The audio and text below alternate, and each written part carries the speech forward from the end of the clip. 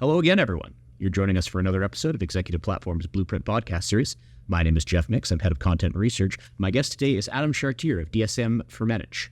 We're going to be having a conversation about what EHS professionals need to be doing in the modern era, some advice for them, some best practices, maybe some things that they're reinventing as they go along, and also the tried and true that needs to be reinforced every time we have this conversation.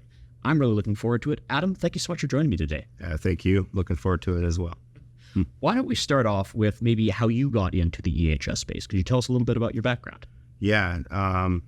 Really where it started was I had some of the men in my life that went through some, I guess, hardships or exposures to industrial issues. Like my grandpa has asbestosis, was exposed to asbestos and had to deal with that later in his life. And then I've seen, like my stepdad works a ton of hours. He still does. He's like 65 and he still does. And my dad worked construction and had several surgeries. So it interested me getting in the space to kind of help and protect people.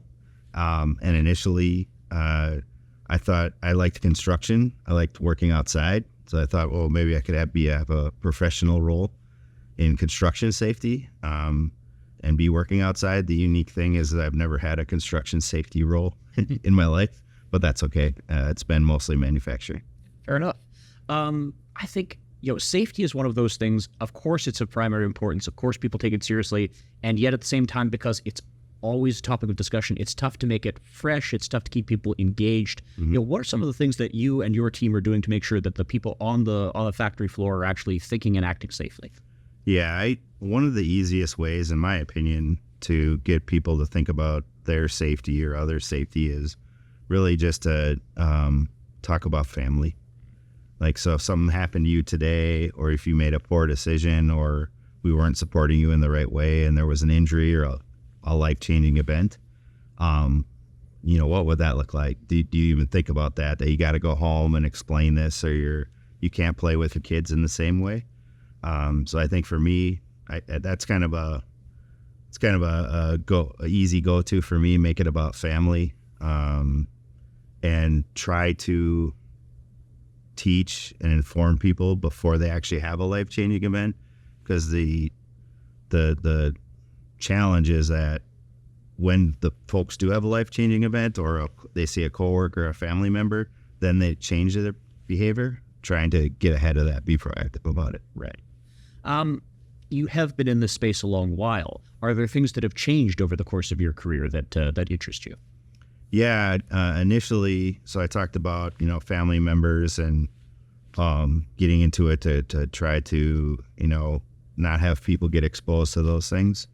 And then it's more changed or morphed into now of being an influencer, kind of before social media influence, to influence and to change people's minds, but also be a part of organizations to offer up my knowledge and expertise to try to get them to think different, to challenge the status quo, and just get better at everything we do. I mean, safety is a big part of it. So yeah, it's turned into kind of this, I don't know, I really like the profession because you work with all levels, and it's kind of up to you how you conduct yourself and how you make a difference with people's safety and lives. As someone who works in EHS for manufacturing and a leader in the space, what are some of the resources you need to do your job effectively? And are there some best practices you can offer people how you can secure those resources to have a good program? Yeah, you say resources, you could think like money and capital projects, and that's a thing you want to do. You want to do your safety capital projects to make your facilities safer. I think a big part of it, though, is having all the, call it senior leaders and supervisors, be bought into the safety efforts and the culture to protect people. I think that's one of the biggest things, because if your plant manager, if your supervisor, if your CEO is bought into the safety efforts and it's important to them and they prioritize it and they value it, then usually the plant or the division or the company goes along with that. So I know you asked resources, but I think it's more about the people, the decision makers, and their priorities and values and efforts. I think that's becomes very important. And perhaps I should say, I used the word resources to mean a few different things. It's however you want to say, whether it was, time or working capital or buy-in. Understood. Yeah. So sorry for being a little unclear. Don't apologize. Having talked about buy-in from the top and the plant manager setting a tone and setting an example, and when people see the boss cares, everyone cares. Maybe we could talk a little bit about when we see safety culture at the plant floor level. Maybe someone has the courage to speak up and say, hey, I'm worried about this, or you see people acting the way that they act. Ask, how are you reinforcing and encouraging that? Yeah, so from a higher level, I believe in two things. Number one, management commitment, and then also employee engagement. And so it kind of starts with the management commitment that you demand or you want people to engage on the floor and speak up. And then that rolls into employee engagement where they're involved in calling something out that's a problem, but also could be calling something out that's a positive, like, hey, thank you for helping me out. And I mean, even the simplicity of thank you from a leader to an operator or someone on the floor, I think that's very impactful. But it's a two-way street. All right. So you got the management top-down kind of a thing, management commitment, but the employee engagement as well as that two-way street. And so you're asking about on the floor, how do you promote that or get that buy-in? You got to reward people with the thank yous, or there could be some monetary things that you could do for something that somebody calls out that maybe you never thought of, or people walk by it 1,000 times and now that hazard's been called out, so rewarding them monetarily, or again, back to the thank you. And then also, are you promoting and rewarding them in front of the group of their peers? Because you want that from kind of everybody. You did a good job calling us out. Thank you. We want to hear what you have to say. But then what's also very important is that when people have a voice and you ask for that voice, you have to respond. You have to say, all right, it's on our list of work orders, or we're going to get to it. It's on the schedule, or we've asked for capital money. So it's kind of different ways to address it. But I go back to the thank you, just saying thank you, being simple about it. Yeah. Can we talk about how technology might be changing the role of an EHS professional? I think it's letting you do more, but it's also making you do things that maybe you would have done a different way before. How is technology changing your job? I think technology, the opportunity for, and it's not even EHS, it's all kind of support departments or all roles or professions. To me, my hope is that it just saves you time to be doing other things. And I actually talked about this a couple of days ago, but my concern with technology is that we get less personal, right? We don't make the connections. The connections is a word I used a lot the other day. I wonder if we could also get into the issue of compliance. I mean, an EHS professional has a lot of things that they're required to do, that they need to understand, that they need to do at a regular basis. Walk us through that part of your role. Yeah, so to me, compliance is the minimum of what we need to do. So if you're talking NFPA or OSHA, and if you think about OSHA, some of the regulations were written over 50 years ago. A lot has changed since then. So to me, it's the minimum of what you need to do. So you understand it, follow the law, follow the regulations. That's good. I talked about the age. They're old. A lot of regulations are old, and there's better ways almost all the time to do things. And then the third thing is if the thing I like to follow is just do the right thing. If you do the right thing 85, 90, 95% of the time, you got to be compliant with the regulation. So I kind of, I'll get asked the question, well, what's the rule, or, the company rule or the OSHA regulation? That's great. What's the right thing to do? I kind of challenge back with that. And typically that gets us to a good place. Good. I wonder if we could talk about people who their career moves them into environmental health and safety. So they were probably a fantastic operations person, or maybe they were in QA, QC, and they get an opportunity and it's a promotion, and there's a huge responsibility that comes with EHS, and you don't get to learn on the job the way you do with some other things. You need to hit the ground running and be on top of it fairly quickly. What advice do you have for someone who's taking over the role? Yeah, good safety or EHS people, they're normally just good people, good leaders. And give you an example, we had a operator running a machine in a lumber plant, and she was interested in being in safety and joining in. And so eventually we got her off the floor as the EHS coordinator for the lumber site, and was able to teach her some safety things, EHS things. And then I actually moved on to a regional role within the company, and then she got my EHS Manager role. And she had a 4-year degree and no background in safety, but she was a good leader.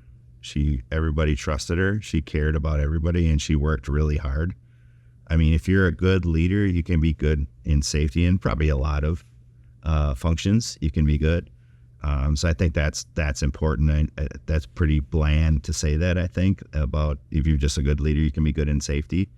And then she's just one example. But if you're a good person, you care, and you work hard, I mean, you can be good in the safety space. You know, I know we've been speaking in broad categories, and I wonder if there is a real world example we could do to illustrate. Is there a project that you've been working on, in your own working life that you're particularly proud of that you would want to showcase? Yeah, it was a few years back. The vice president of the division I was head of safety over had asked me to put together a questionnaire, an audit questionnaire, and a scoring system focused on safety, success, and housekeeping. And so I put the questionnaire together, 20 questions, and a scoring system. And what his ask was of the entire leadership team is, let's go out on the floor, and we'll once a week for an hour, we'll audit our 5 plants. We had 5 plants all under one roof in the division. And so I put the questionnaire together, the scoring system, and then he set the kind of the meeting, the walk, and we'd go to all 5 plants. And the first day that we were going to do it, I remember it was 11 a.m. on a Thursday. And before that, one of my EHS coordinators called me. He's like, "Hey, what's going on out here today?" I'm like, "Well, what do you mean?" He goes, "Well, the line is not running and everybody's cleaning." Okay. Trying to oh, that's right. We're coming out to walk that plant today. So already we were making a difference in making that plant better, cleaner, better sorted. So we got out there, and when we got up there at 11 o'clock, the plant looked 10 times better than it ever had looked because of that cleaning, and that plant manager had prioritized that. And we still we had a lot of pictures to take and findings and things, and that was great. And then we came back 5 weeks later because it was 5 plants, and it looked 10 times better again than it did the last time. So that was awesome. So the intention that I saw from him was a management improvement, and then like a housekeeping 5S success safety improvement. What I didn't intend, an unintended consequence, was an improvement in culture. And so we were rotating around the plants, and we were doing this every week. There were like 12, 13 leaders that would all walk the plant floors. And just in passing, I asked 2 people that were on break, I just asked them, "What do you think about the process? And, how are we doing? What can I learn? Do you have some input for me?" And there were 2 main things.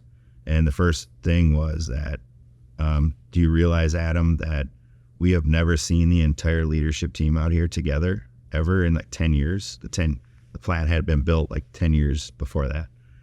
Never seen the entire leadership team out here together. And I didn't even realize that. I didn't even think about that. Like, wow, I guess, yeah, that's pretty powerful. And then the second thing was, like, we see now the improvements. You guys walk and take pictures and call things out and talk to people. We see the plant getting safer and better and more sorted and all that kind of stuff. It's like you guys care about us. So thank you for that. We appreciate that. So that's one, I tell that story to many people, But that was a great result, and the unintended part of it was the best part of it. What a fantastic way to illustrate what you're talking about the power of a leadership setting a tone and demonstrating that they care and the things that can come from it. Thank you for that. All right, appreciate it. I do want to wrap up. I know we covered a lot of ground in this conversation. If there were one or two key takeaways you would like people to think about a little further, is there something you'd want to highlight for them? Yeah. Within the safety space, I know a lot of people or a lot of food companies even that they'll say safety first, quality always. And I think that safety first is easily understandable by most people. But I would challenge folks to treat safety as a value. So treat safety as a value. And if it is a value, it's ingrained. And so you just do it. It's not you don't have to think very hard about it. Right. So treat safety as a value. If people say safety first, I get that. It's understandable. If that resonates with people, that's okay. But just have it ingrained and then it makes it easy for everybody. For sure. Well, Adam, I really appreciate your time today. I think you've given a lot of great EHS content that people can think about. Thank you for your time. Yeah, thank you. Appreciate it.